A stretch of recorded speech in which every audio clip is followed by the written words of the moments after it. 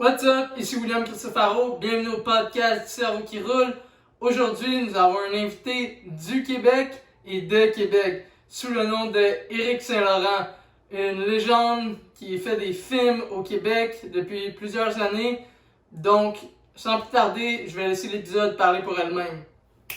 Saint-Lô, ça veut dire quoi un part de skate pour toi? Un part de skate, c'est des heures et des heures de travail, d'effort, puis de travail d'équipe, si on peut dire. C'est sûr qu'un vidéo part, ça se fait pas en cliquant des doigts. Là. Ça, c'est sûr que c'est beaucoup de il y a beaucoup de travail en arrière de ça. Là. Avec toi, le skater? Ouais, ben c'est sûr, moi, le skater, et souvent, t'es pas one-on-one, mettons, en trip ou des trucs comme ça, mais tu peux être 3, 4, 5, des fois 7, 8 personnes, des fois, fait que c'est de manager tout ça pour que tout le monde ait son time to shine, que finalement, tout le monde va attirer son compte, si on peut dire, là, c'est ça, mais si t'es one-on-one skater, filmeur, c'est sûr que des fois tu peux leur first try, d'autres fois ça peut être des heures et des heures, d'autres fois ben, tu peux même retourner en trip au même ville ou spot pour aller rechercher quelque chose qui t'a échappé, si on peut dire. Ça, pour un vidéo part, pour un part de skate. Un trick, ça peut être aussi simple que ça. Ça dépend. Dans le temps, les parts, ça pouvait être long. Maintenant, ça peut être 1 minute. À l'époque, un part, ça pouvait tourner aux alentours de 3-4 minutes. Ça dépend des genres de skaters ou de tricks. Exact. Ben, c'est ça. On fait ça, premièrement, on fait ça pour. Tu vas avoir du fun, puis le reste suit, mais des fois, le fun c'est un jeu plate, comme mon ami Lessard dirait. Des fois, des fois, il peut être le fun, mais d'autres fois, il est moins le fun, mais il reste qu'on a du fun pareil. Là, c'est juste que des fois, tu gagnes, des fois, tu perds, là, comme on dit. Mais... Comme en Carly, tu gagnes quand je fais de framework shove, tu gagnes de l'expérience, mais oh, le truc est pas là. Exact. Fuck you, man! Fuck that! Let's go! Fuck that! Tu compris? Tu filmes ça, Saint-Lô? Ça, c'est pour moi. Un frontside ball chubby en Californie pour moi. T'entends?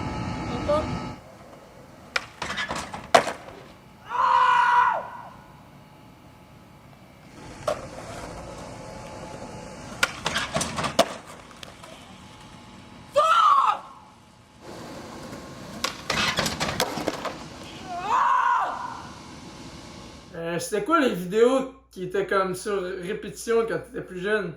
Comme quand tu filmais ou quand tu skatais? Est-ce que moi, à l'époque, c'est sûr que les 411 avaient beaucoup de place, là, que ce soit dans les premiers 411. Mais je te dirais, là, les vidéos plus classiques, c'est sûr que Manning Matty, j'aurais pu mettre les parts toujours, c'est ça on peut dire. La première vidéo d'Osiris aussi, là, avec Smolik, Mosca, je te dirais, ça a été dans des bonnes influences. Là, ça faisait déjà quand même un petit bout, là, mais les vieux vidéos, là, je te dirais Zoo York Mixtape, ça a été dans mes vidéos qui a quand même marqué mon adolescence, on peut dire. Là, c'est ça, là, je dirais Mixtape, Zoo York Mixtape, ça a été dans les premiers vraiment, là, c'est que j'ai mis à répétition. Là, puis après, c'est sûr, Manning Matty, Osiris, The Storm. Ainsi, par la suite, là, c'est sûr que ça va remonter.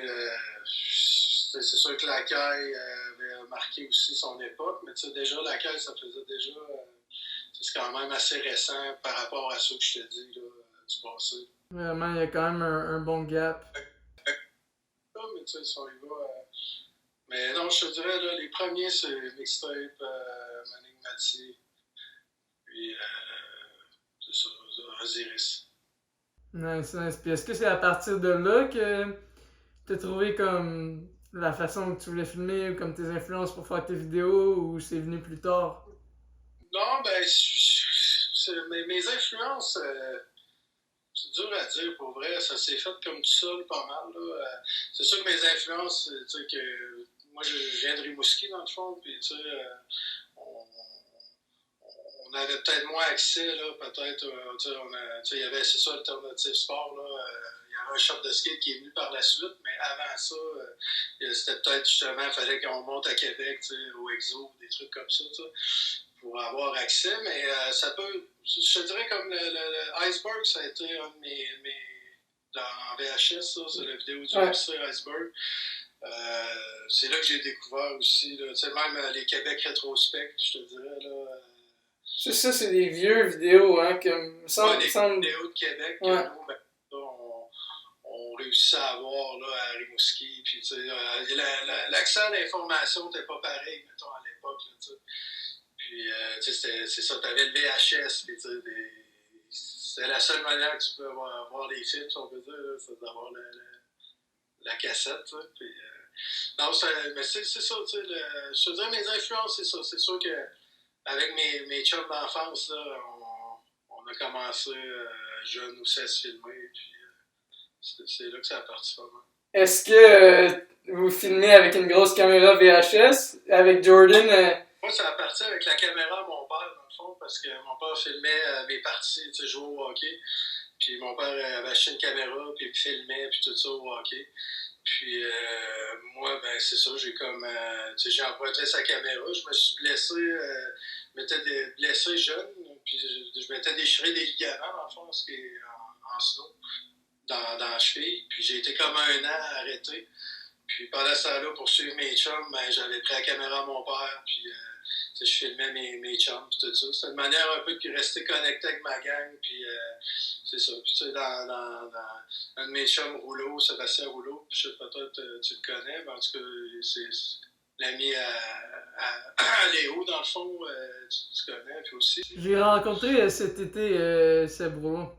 Comment? J'ai rencontré Seb Rouleau cet été. Ouais, ben c'est ça. Ben Seb Rouleau, c'est mon ami d'enfance. On joue au hockey ensemble. On a commencé le skate ensemble, tout ça. Puis lui, dans le fond, il est venu commanditer. Puis moi, ben c'est ça. C'est là que j'ai comme trouvé un équilibre. Ben pas un équilibre, mais tu sais, j'aimais rider, mais je me suis rendu compte aussi que tu sais, j'aimais filmer, puis tout ça. Puis tu sais, lui, ben dans le fond, c'est ça. Avec ce que je filmais de lui, ben ça aidait pour ça. Tu sais, c'est commanditaire, puis ces affaires-là. Puis ça a parti comme ça. Puis ensuite, quand je déménageais à Québec, ben Rouleau, lui, il a déménagé aussi en même temps. Puis par la suite, ben, c'est là que j'ai commencé aussi à filmer, tu sais, comme plus les gars du LC, mettons, tu sais, Alex Dessel, Joe Deschênes, puis Tony Wallet. Ben, les Gremlins, dans le fond, là, puis tout ça. C'est comme ça que ben, je filmais pour la boutique 540. Ben, j'avais travaillé à la boutique 540 aussi, à l'époque, qui existe. Ouais, attends, je pense qu'on a un appel. Ouais, attends, 2 secondes, Saint-Lô. Je pense qu'il y a quelqu'un qui m'appelle, là. C'est bon. Oh! Salut mon Saint-Lô, moi j'ai une petite question pour toi. Je veux savoir, à l'époque du 540 Board Shop, c'était qui le plus tannant? C'était-tu Alex Rousseau, Mohawk ou peut-être Bambou? J'aurais le goût de dire Tim, mais je sais que Tim c'était pas le plus tannant. Fait que je suis curieux de voir là, qui te donnait le plus de fil à retordre dans les sessions ou qui vous mettait le plus à risque quand vous alliez skater. Let's go. Yeah, Jeff. Yeah. Bon, ben, bonne question. Ben, je te dirais qu'il n'y a pas tant de compétition. Là. Je te dirais, même qui se démarque plus les autres, c'est sûr. Mais je te dirais, chacun avait son petit côté là, un peu plus talent, comme il dit. Mais c'est sûr que moi, qui est dans une classe à part, là, je te dirais, je te dirais pas que sans lui, je serais pas où je suis, mettons, une manière de parler, tu sais. C'est sûr que c'est un personnage pas mal en soi, Mohawk. Puis c'est sûr que point de vue, là, nous mettre en danger et des trucs comme ça, c'est sûr que Mohawk ne donnait pas sa place. Là. En parlant de Mohawk, le fameux Mohawk, j'ai reçu les questions du public. Ah ouais? Ok. J'ai reçu une coupe. Meilleure anecdote avec Mohawk de Simon Vade. Puis après, Éric Lebeau, meilleure anecdote de Mohawk. JS, comme plusieurs personnes qui m'ont demandé cette question-là. Eli, ben c'est ça, je te dis, c'est ça. C'est pour ça que je te dis que c'est ça, sans Mohawk, c'est ça, des anecdotes. Ben, c'est sûr que j'en ai pas mal. La première ce qui me vient à l'idée, ben, c'est sûr que quand on s'est ramassé au poste de police, je te dirais, là, parce que ben, tu te rappelles, dans le temps, on avait fait le projet Intrus. Fait que c'est ça, disons qu'on intrusionnait pas mal toutes les bâtisses et tout ça là, dans nos jeunes années. Puis moi, ben, une fois, nous autres, c'est qu'on allait tout le temps à l'Université Laval. Puis à l'Université Laval, c'était pratiquement une ville souterraine ou tout ça. Puis dans le fond, à force d'y aller, ben, nous autres, on savait qu'on pouvait se sauver et tout ça. À toute fois que qu'il arrivait, on partait. On savait que quand on sortait, mettons, du site de l'université, ben, il n'y avait plus le droit de nous courir après, puis tout ça, parce que justement, eux autres, ils surveillaient plus l'université. Mais je pense qu'ils ils ont dû faire un plan ou quelque chose, parce qu'à un moment, ils ont fait un guet-apens, dans le fond, là.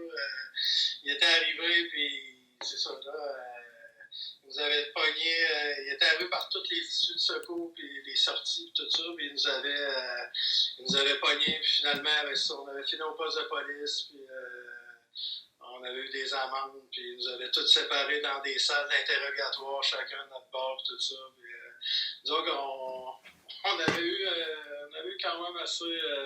Cette soirée-là, on avait assez peur. Puis, à l'époque, ça, on avait disons que je fumais des fines herbes aussi à cette époque-là. Puis, dans le char de police, ben, je l'avais sur moi, puis tout ça. Puis, j'avais réussi à comme.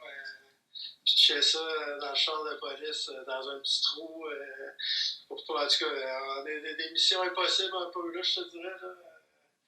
Puis j'avais réussi quand même. Puis non, ça en était bien sorti, mais ce fois-là, ça avait chauffé pas mal.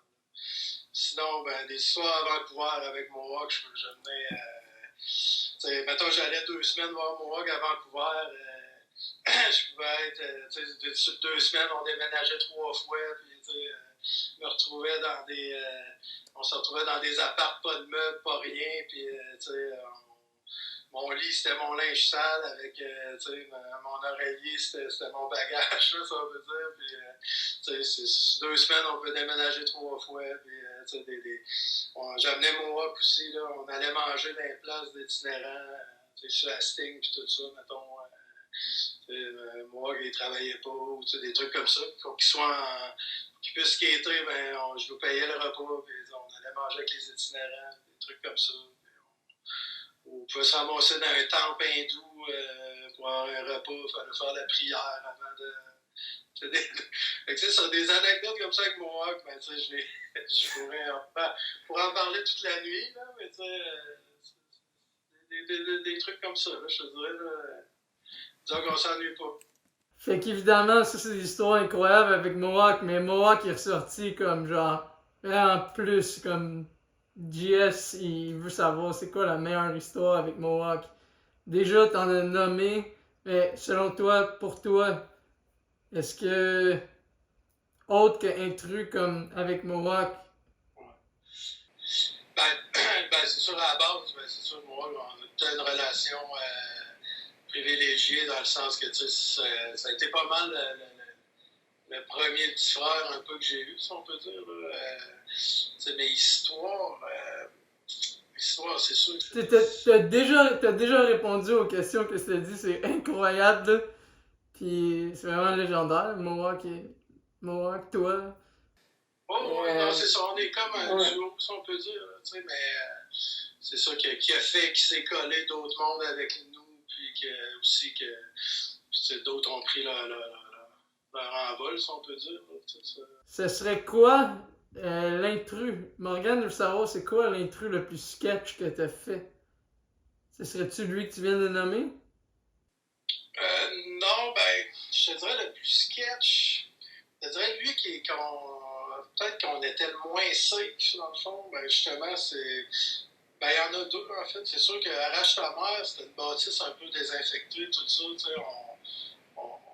C'était moins grave si on était là, si on peut dire. Mais je te dirais, la plus sketch, c'est peut-être une école à Sainte-Foy que, justement, on rentrait la nuit. Comme on allait dans une sortie de secours, puis chez moi, avec une carte de crédit, réussi à ouvrir la porte, tout ça. Puis, on rentrait dans l'école. Puis on allumait les lumières du gymnase. On allait chercher tous les trucs, le genre de meubles pour mettre les souliers d'enfants, puis tout ça. Puis on faisait un kicker avec un banc, puis une montée d'handicapés, puis tout ça. Fait que, c'est ça, je te dis, de se retrouver par infraction dans l'école la nuit. C'est ça, c'est pas mal. On n'était pas safe tant que ça. Là, c'était vraiment une bâtisse publique. On n'aurait pas à avoir de la merde, si on peut dire. Là, mais Richard d'intro, on le voit, là, Grève de sel, Joe, Mohawk, puis Charles, les Rousseau, puis tout ça, ont tous des bons tricks. Là. On a réussi à aller chercher des bons tricks, mais c'était sketch. Là. Donc, une fois, un prof qui est arrivé, les lumières allumées, on est comme tombé dessus, ça savait pas trop quoi dire, justement. Là, ça savait pas trop, je te dis, on aurait pu se faire pogner par la police pas mal, là, mettons. Là. Ouais, t'es comme moi, c'est tellement sketch. Là. Je sais qu'aller, moi aussi j'étais à plein de places en dedans, pis t'es comme, oh, ok, c'est sketch. Moi aussi j'ai déjà skaté dans une école, pis comme avec Jeff, pis un de mes amis Steve, mais. Mais d'aller dans l'école quand c'est ouvert, c'est pas vrai, mais d'y aller vraiment comme entrer par infraction, si on peut dire. La nuit, puis c'était pratiquement. Peut-être qu'à ce temps, il y aurait des systèmes d'alarme, là, mais à l'époque, c'était peut-être pas comme ça. En tout cas, ça, c'était sketch. Ça, c'était quand même sketch. Là. On n'y retournera pas, puis on veut pas que personne le fasse non plus, puis. On l'a abusé, là, on y était quand même. On a étiré la chandelle, là. On a étiré pas mal. Là. C'est sûr qu'il allait dans la nuit, c'est tout un autre game aussi. Ce footage-là, il se retrouve il est dans l'intrus? Si les gens veulent aller le voir? Justement.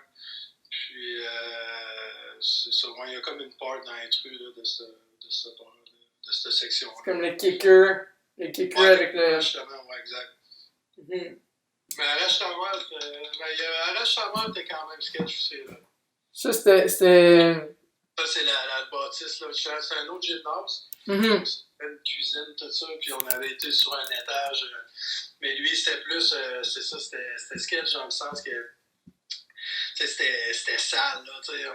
On sortait de là, on avait des plaques rouges, là. Puis c'était pas pour rien que c'était fermé, là.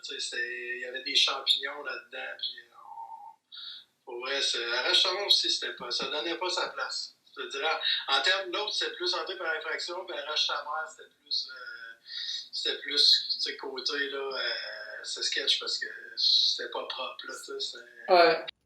C'était pas désinfecté, disons. Non, c'était pas tant cool. Oh my god. Si t'aurais à choisir entre un de tes plusieurs films légendaires du Québec ou même à travers le Canada, t'as filmé plein de monde, ce serait lequel le film que tu serais le plus fier? Le seul qui t'a emmené le plus de belles mémoires. C'est pas la même chose, mais. Ouais. Je dirais que. C'est sûr que Elbro, dans mon cœur, ça a été pas mal une plaque tournante que. On a travaillé fort là-dessus, là, je te dirais. Tout le monde a mis main à la pâte, puis tout ça, là, si on peut dire. T'en as même fait partie là, du projet, puis tout ça. Puis je te dirais que j'ai voyagé beaucoup pour Elbro, mais c'est sûr que. Puis aussi, c'est que tous les gars que je filmais, ont comme ressorti de ça, ça a été, comment je pourrais dire ça, c'est sûr qu'Albro va toujours rester pas mal un de mes gros projets, là. Les gars étaient pas mal, ils s'en venaient pas mal dans leur prime aussi, puis tout ça, puis tout le travail d'équipe qui était en arrière de tout ça, là. C'est ça, parce que ça a pas été. Moi comment je le vois, c'est que ça a vraiment pas été un. J'ai trouvé que ça a été un film de skate différent. Que je veux dire par là, c'est qu'il y avait des intros différents à chaque fois. Puis souvent, je m'appelle un de mes amis dans le temps, Frank Bedfay, il m'avait dit, tu sais, souvent, genre, faut que ça soit. Les noms, ils soient écrits tout pareil, mais Elbro, c'était comme, sors ta créativité, laisse toutes tes couleurs shiner. Puis c'était comme, il y avait genre des intros toutes différents avec comme Vincent, qui a édité, puis toi, puis Greenwood. Puis comme, ça faisait juste vraiment sortir un vibe différent, le film. Puis il était short and sweet. il y avait du monde, c'était du monde de Québec, mais il y avait du monde, tu sais, comme Binko, il y avait moi, il y avait d'autres mondes, il y avait le Homies Part pis tout, pis c'est toutes les chansons qui sortent, c'est vraiment un classique québécois, là, littéralement, là. Non, ben c'est ça, c'est que tout le monde avait sa couleur, un peu, tu sais, son style, tu sais, tout le monde apportait quelque chose de différent au film, puis les intros, justement, c'était un peu une couleur, comme tu dis, que tu sais, chaque skater amenait leur couleur à chaque part, tu sais, c'est que... Non, puis tu sais, comme tu dis, ça a créé des liens aussi, justement, comme tu dis, peut-être avec Bianco, toi, Pat, tu sais, qui étaient plus à l'extérieur.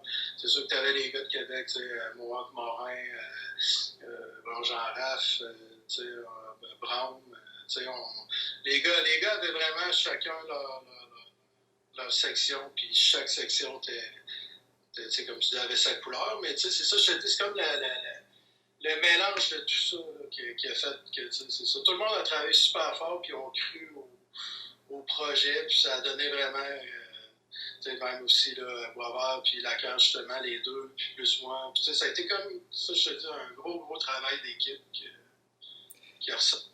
Puis à partir de ces couleurs-là, c'est ça, comme, mettons, Morin, Brown, puis les autres, c'est à partir de là que tu les as vus encore plus shiny. Disons, comme ça a mis. Il était déjà un petit peu comme plus sur la map, mais là, ça les a mis comme plus sur la map, comme partout, genre. Ouais, ben c'est sûr que ça a été un bon tremplin pour eux, mais à la base, c'est eux qui ont créé leur propre time to shine, dans le sens que c'est leur travail qui est en arrière de ça, en croyant au projet, puis que tu fais dans l'aiguille, parce qu'à la base, c'est leur effort à eux, dans le fond, c'est ceux qui ont cru en mon projet, mais c'est eux là, qui étaient en avant de la caméra. Oui, mais j'aimerais dire aussi que oui, c'est leur travail, mais dans l'autre épisode, justement, j'explique avec Jordan, c'est pas encore sorti, mais j'explique avec Jordan que quand je filmais sur le box, c'est comme, oui, c'est moi qui skate, mais comme il y a toujours un filmeur en arrière qui peut t'aider pour dire, ah ok, ça fait du sens, ça c'est moins comme. Puis je suis sûr que. Je sais que Morin, je pense que c'est dans son entrevue exposée, il parlait que vous avez énormément coupé dans le gras comme pour que ça fasse justement comme quelque chose de short and sweet. À quel point tu penses que ça a été important de couper ça short and sweet? Ben, c'est sûr que pour justement que garder la crème dans le fond. C'est ça, pour le skater puis le filmeur, comme toutes les vidéos ensemble. Je ne mentirais pas que c'est dur tu vas à New York, mettons, une douzaine de jours, puis tu reviens de New York, puis finalement, tu n'utilises absolument rien, ou tu le mets dans les extras, ou quelque chose de genre, mais à la base, tu l'oublies vite, parce que tu es tout le temps comme un autre, t'as peut-être quoi qui s'en vient, puis là, finalement, au bout de la ligne, après 3-4 ans, mais là, tu fais comme, OK, on met ça de côté, l'autre a amélioré ça, je sais pas, c'est un travail qui se fait comme un peu tout seul, je te dirais, avec le stackage de stock. C'est sûr qu'à cette heure, avec Internet et tout ça, Instagram, des trucs comme ça, ben, peut-être que justement, ce qui est coupé dans le gras passerait un petit peu moins sous le radar, dans le fond, là, ça se perdrait. C'est ça, moi je trouve que. Vas-y. Qu'à cette heure, que maintenant, ben justement, ça va être pour la consommation rapide, puis garder un peu le vibe du skater, si on peut dire. Mais tu sais, à l'époque, ben, c'était un vidéopart, tu mettais justement là le best qui se rassemblait le mieux. Puis des fois, ça peut être même des trucs qui passeraient peut-être encore, mais le gars, changer de style vestimentaire ou Tu parles-tu de Jean-Raph? Ouais, ben c'est sûr que Jean-Raph, à l'époque, il a changé de style une couple de fois, c'est sûr, là, mais en même temps, Jean-Raph, il pourrait avoir 3 parts, dans le fond, dans le sens de dire un part pour chaque style, dans le fond. Un part fresh, un part yo, un part rock and roll. Ouais, puis tu chercherais pas le footage, tu sais. Fait que moi j'ai une question pendant qu'on parle de Jean-Raph. À quel point tu penses que Jean-Raph aurait pu aller loin avec son skate s'il aurait comme eu peut-être une différente approche, ou je sais pas, ou comme... Ben, c'est dur à dire. Tu sais, genre, Raph, il y a tout ce qui a été pour le fun, puis tout ça, tu sais, aussi. Puis, tu sais, il est tech, comme, tu sais, pour moi, il est pro, tu sais, si on peut dire, dans ma tête. C'est juste que, tu sais, il est peut-être pas né à bon endroit, tu sais. Puis, les gars que je filmais, Tagama, il y en a plusieurs aussi que, tu sais, Tagama qui aurait pu être pro, tu sais. C'est juste que, tu sais, via la place où les gars sont nés, ça aurait été plus dur. Je sais pas comment. Tu comprends ce que je veux dire? En tant que Québécois, même toi, je veux dire, à l'époque, tu aurais pu toi aussi. Là, Totalement, mais. Vas-y, je te laisse parler. Même, tu vois, tu étais dans le même un peu époque que Will Marshall, puis Marshall, ben, il est pro, je veux dire, de manière de parler, là, il y en avait d'autres aussi dans le même sillon, puis que c'est juste que peut-être c'est un moment dans leur carrière qu'il faut que tu sois à la bonne place au bon moment, avec les bonnes personnes. Puis, c'est que tu as du monde qui parle pour toi aussi, dans le fond. Il faut de l'aide aussi là-dedans. À talent égal, des fois, c'est un petit push, ça peut aider. Là. Totalement, Jean-Raph, il est pro, là. Si tu l'as déjà vu skater, là. Puis, tu sais, pour revenir à toute la question que tous les gens, comme ici, pourquoi il y a beaucoup de gens pas pro, tu sais, c'est sûr qu'il y a plein de raisons. Mais je pense que ça a aussi rapport avec les gens, ils ont pas vu beaucoup de monde qui ont été pros. Fait qu'ils pensent pas que c'est possible au Québec. Fait que là, c'est de faire en sorte que pour la prochaine génération, c'est de leur montrer que c'est faisable, que ce soit genre d'une façon ou d'une autre, comme c'est de montrer aux gens que c'est faisable parce qu'il y a trop de talents québécois qui auraient pu le faire, puis leur vie change, peu importe, puis c'est correct comme ça. Mais pour les futurs kids qui veulent en vivre, faire des trucs comme ça, c'est pour ça aussi que j'offre cette plateforme-là à genre comme aussi faire parler la voix québécoise aussi. Tu sais, oui, comme genre il va y avoir des entrevues en anglais, mais c'est beaucoup aussi pour que je puisse comme emmener un push à la communauté française. Parce qu'il y a tellement de talents perdus comme, tu sais, comme mettons des JS Lapierre, des trucs comme ça, comme il y en a là des underrated skaters au Québec il y avait le talent. Puis tu sais, selon moi, être pro, c'est pas juste faire du skate, là. Il y a tellement d'autres affaires qui mettent ça dans le mix, mais si, comme en Europe, ils ont la place pour le faire, ben ok, ben c'est comme un step, tu sais. Non, comme tu dis, il n'y en a jamais assez de plateformes comme ça. Puis je te lève mon chapeau, justement, là, de t'impliquer, d'aider à mettre la scène québécoise là, de l'avant, puis tout ça. Puis, tu sais, on a notre propre écosystème aussi, là, justement. S'il y en a plus comme toi qui font des trucs comme ça peut juste aider, ça, c'est sûr. Exact, c'est ça. Puis c'est de le faire, l'écosystème. Puis après, comme, tu sais, comme je dis, il y a tellement de personnes qui ont ce talent-là. Puis avec les Olympiques qui viennent, puis toutes ces affaires-là, ben, évidemment, comme le skate est plus ouvert, tu sais. Fait que ça n'a pas nécessairement été obligé d'être pro skater comme avant, mais tu sais, si tu. Ça, c'est un statut, mais tu sais, dans le sens, comme tu dis, comme on dit, tu sais, on en a des pros à leur manière, puis tu sais, je veux dire, c'est correct, tu sais.